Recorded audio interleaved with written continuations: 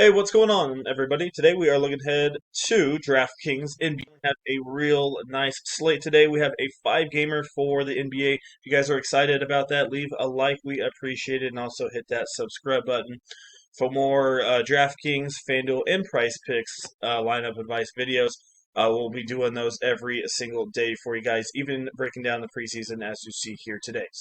And like I said, not a lot of people do it, and it does take a little bit of research and time. So, like I said, giving us a follow and a thumbs up really does go a long ways, and we appreciate it. So, we haven't done a video for a couple days for DraftKings, and like I said, we haven't stopped. We are 3 for 3 on DraftKings and FanDuel as well since we have started.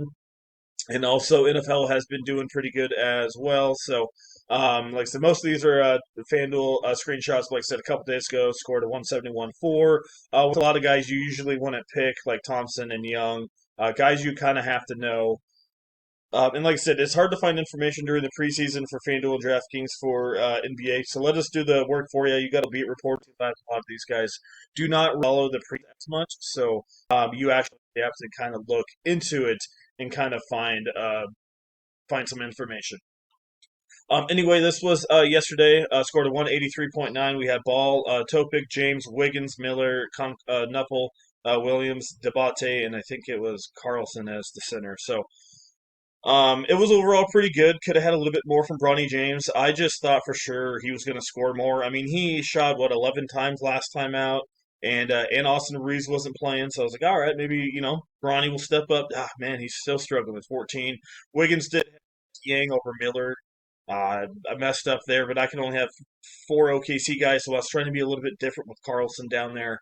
But overall, it was still a cash for us. Like I said, if you're interested in FanDuel or DraftKings, it's only $5 per day for each site, or $20 for the rest of the preseason. Like I said, let us do the work for you. Check us out on our Twitter. That'll be in the comments section below. Click that link right there, and it will take you right to us. Give us a follow while you guys are there and message us, and we'll get you guys all set up. If you guys do have our email, and you guys can message us. I'll get you set up today on today's slate for FanDuel or DraftKings. So, all right, we're gonna dive into this a little bit. We're gonna figure out all the minutes and everything like that. So it's gonna be a little bit longer video than normal for you guys. So Milwaukee and Miami is our first one. We're gonna get our first look at Milwaukee in this one. So um, let's go. I'm not gonna do this for every single video because there's no reason to. Um, but for Milwaukee is really important because they have a whole different roster now. So we kind of got to look at it and see what they got going on. So we've got Kevin Porter, Gary Trent, Kyle Kuzma, Giannis, and Turner. Cole Anthony, Green, Prince, Portis, and Sims as your main backup. So Giannis is probably not going to play in this one. I have to see what's going on with Cole Anthony. It says doubtful.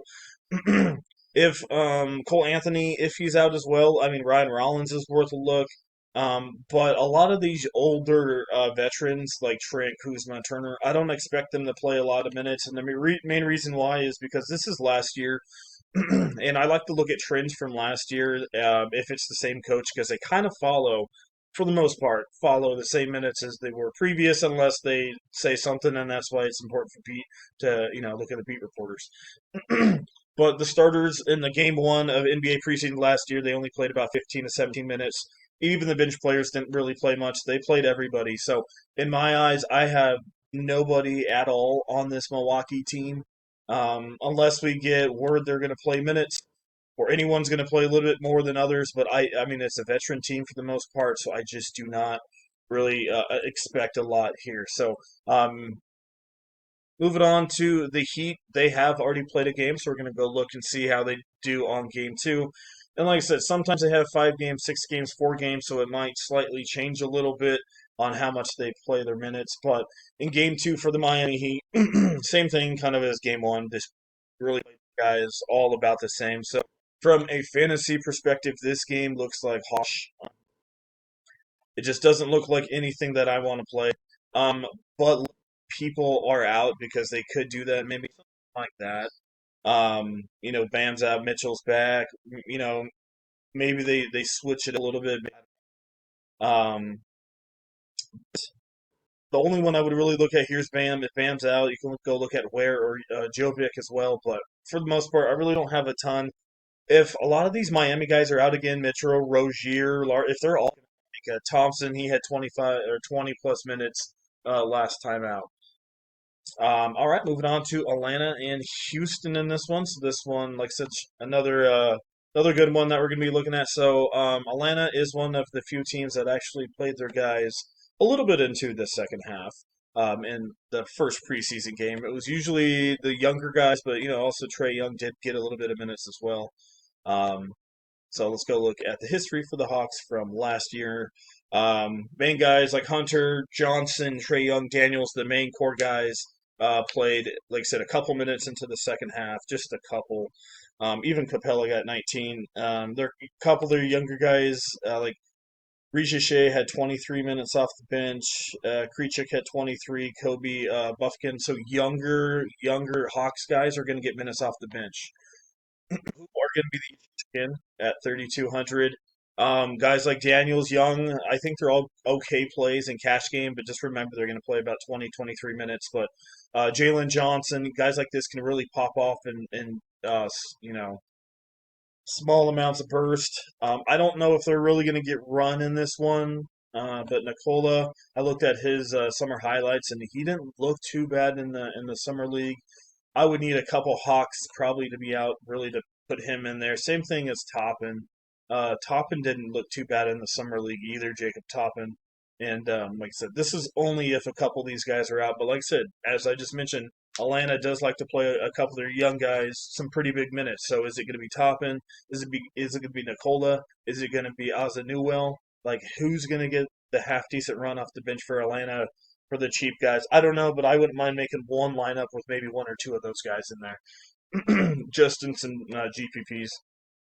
But like I said, for the most part, a combo guys like that, they are all worth a shot because they're going to be playing 19 to 22 minutes, which isn't a ton, but they're still worth a look. All right, Houston in this one, so let's go see how the Houston Rockets, like I said, they have a slightly older team, and obviously Fred VanVleet is already done for a while, so I don't know how much they really want to push him. Guys like Kevin Durant.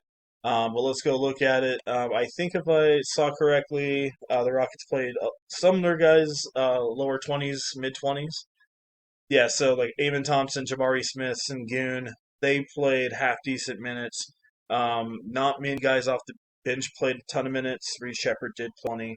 So I think maybe these guys like Thompson, Jabari, Sengun, probably have the second half, and guys like Durant sit, and but for the most part, I mean, look, I think these guys are still in play even in 20 minutes. Durant, Thompson, they're gonna have to figure it out. Sengun, Eason's worth a look. Shepard's worth a look. He's gonna have to figure it out as well. So don't mind a couple from that one. Detroit and Memphis is the next one we're gonna go look at. Let's go look at the Detroit Pistons 2024 and see how they did. And the Pistons actually played. Sorry, I messed that up. It's early for me. Uh, yeah, don't judge. No. Anyway, yeah. So Detroit, like I said, they scored 120 in their first preseason game last year, and they actually gave their guys some half decent runs. Ivy, Cunningham, Duran, and Faciano. Some of the slightly younger guys got pretty good run. And Ron Holland got 26 off the bench, so a couple of their bench guys get okay minutes, but I don't mind looking at Duran, Cunningham, Jaden Ivy. I mean, I don't. Ivy's probably more the GPP play. We know how he is, but um, I don't mind a couple of these guys. Like, say, Memphis isn't going to have Jackson, not going to have John Morant. So I think a couple of these Detroit guys can easily get inside. Tobias Harris usually doesn't play in the first game of the preseason, so if he plays here. Um, but like I said, he sat out the last one. So we will just have to see. Um, Azor Thompson could be a very interesting one as well. If he gets 20 plus minutes, he could be a GPP play. He wasn't really that great last year, but he's in playing against the backups. Maybe Thompson, I could see him in these being a half decent play and lower own maybe. And then, like I said, you got Cunningham there, Ivy, um, and Duran as well. And then for the Memphis side, let's go check them out. Like I said, it's always important to see what the minutes are. And like I said, if you guys are enjoying the video, leave a like. I appreciate all the likes on it. All right, slightly.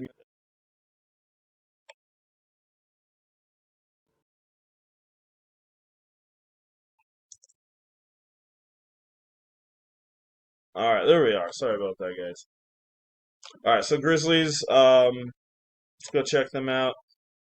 Some of their guys played 23, 22, 22 minutes, so most of them are just going to play the first half, it looks like. Like he's probably going to be out in this data week to week or something like that, so we'll just have to see how much they play him here in the preseason. Let's go look at the depth here for the Memphis Grizzlies with John Morant and Jackson being hurt. Zach Edey is also going to be out in this one, so they really are down quite a bit. So you got Ty Jerome. He probably will step into the starting spot, which I love because now you got Scottie Pippen, you got Cedric Coward. If you guys don't know who he is, check him out. 11th pick in the draft from Washington. This kid can ball, and I think they're going to want to play Cedric Coward a little bit. He can shoot from the 3 pointer. I think it was a 40% percentage in college, and also he can drive the ball. He doesn't mind going to the basket, drawing the foul as well. So this Cedric Coward kid, man, he's pretty aggressive. So um, I don't mind looking at him if he gets probably 18 to 20 minutes. So probably with the one I'm looking at, Cedric Coward. Pippen will be an all right option as well as the main usage guy off the bench. I don't expect Almeida, Jock Landale to really get a ton of minutes. PJ Hall could be worth a look in some GPP since Zach Edey and Jaren Jackson are out. PJ Hall's just basically a screener guy that goes to the basket, not really a high scoring guy, but he could be worth a look. And that's what we got going on from that one there. All right, OKC and Dallas. So Oklahoma City has played one game, but a lot of their main guys did not play. So we'll see what they do here. I wouldn't be surprised if OKC plays their main guys here. They did rest game one, so guys like Wallace, Shea Gilgis, Lou Dort. I don't think Williams is going to play, but I also could see them resting guys like Wiggins and Dieng, or those guys be limited. Like you got Chet Holmgren and Harnstein. But even so, I expect OKC starters, especially the so-called veterans of the team, to play about 16 to 18 minutes, probably the first half, a little less, and that's probably it for OKC. Kind of like they did the last time. I know the last time they ran their guys a little bit more, but that was younger guys, Wiggins and Dieng. But guys like Holmgren and Hartstein, a couple of these guys with injury prone, they're not probably not going to play them as much. All right, moving on to Dallas. Him and a lot of people are going to be looking at Dallas this. Looks like we have a rematch of last year for Dallas. Looks like most of the main starters, the slight veterans, played 17, 18, 20 minutes. Gafford only played 10. Jaden Hardy, um, Oliver Prosper, Bortman, guys like this, really young guys, looks like for Dallas, got to play some extra minutes. So guys like Cooper Flag, Hardy again, Max Christie, guys like that, I could see them playing, 20, 24, 25 plus minutes in this one. So, and I expect probably Anthony Davis to play 15 to 18 minutes. I still think he's worth a play, but I think the main guy got to look at is Cooper Flag. Everyone's going to have him. He's going to get probably extended run. I would expect, but like I said, don't sleep on guys like Max Christie, Hardy. Like I said, I could see them getting a couple minutes as well. So definitely don't sleep on guys like that. All right, moving on to our last game, we have Denver and Toronto. So Denver is in game two. At game two of the 2024 preseason, they what they did are starters 17 to 18 minutes. But the time can definitely get it done. He's probably the only one I'd really need from that Denver game, unless we get news they're gonna not play. But they are going up to Toronto, so we'll see what's going on. Toronto, we did have Barnes with a little bit of an injury. He messed up his finger a little bit while he was playing a scrimmage, or an exhibition, but he's okay. Let's go finish it off and go look at the Raptors here.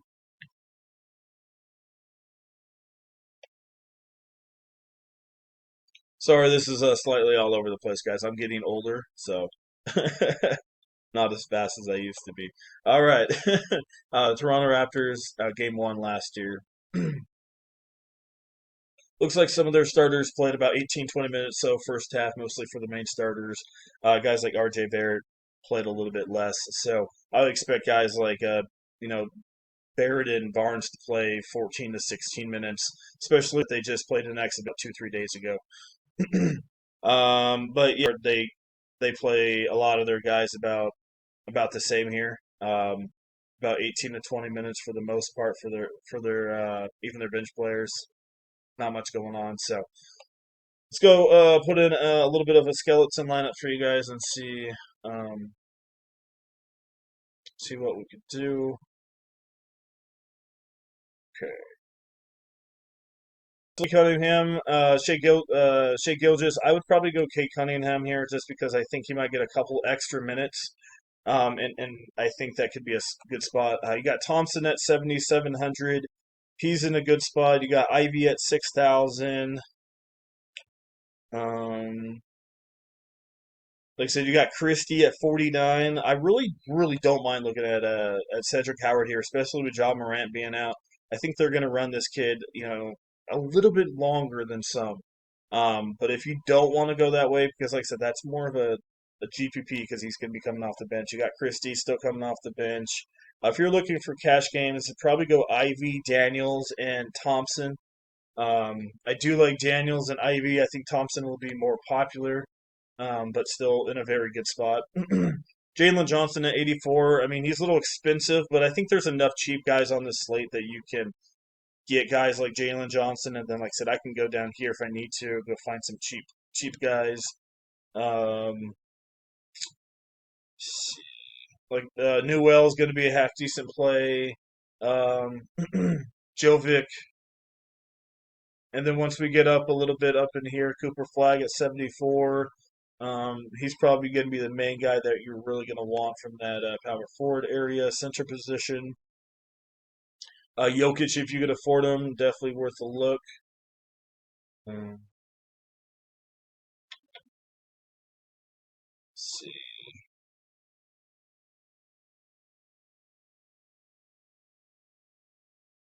Nothing too crazy down here. PJ Hall, as I mentioned, could be an all right play. And then Carlson for OKC. They played him a little bit in the first half, and then not much in the second half, so he might get a little bit of a run with the team here. Nothing too crazy over here. Shepard's worth a look.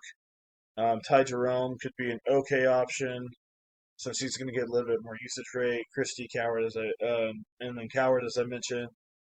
So overall, I'm not minding this slate. A little bit more news should come out a little bit later, but overall, I'm liking this one. So if you guys are interested, like I said, let us know. We have our Twitter in the comment section below. Click that link, and we'll send you right to our Twitter. We'll get you guys all set up. Like I said, we are 3 for 3 so far to start the NBA preseason. So why not come join us? Like I said, only $5 for a day pass for $20 for the rest of the NBA preseason. If you guys want to come join us for a season pass, we have that as well for $120. If you do not have Twitter, like I said, we do have our email posted as well. Message us on our email. We'll get you guys all set up on today. All right, once again, thanks for watching. Sorry, we'll see you guys in the next one.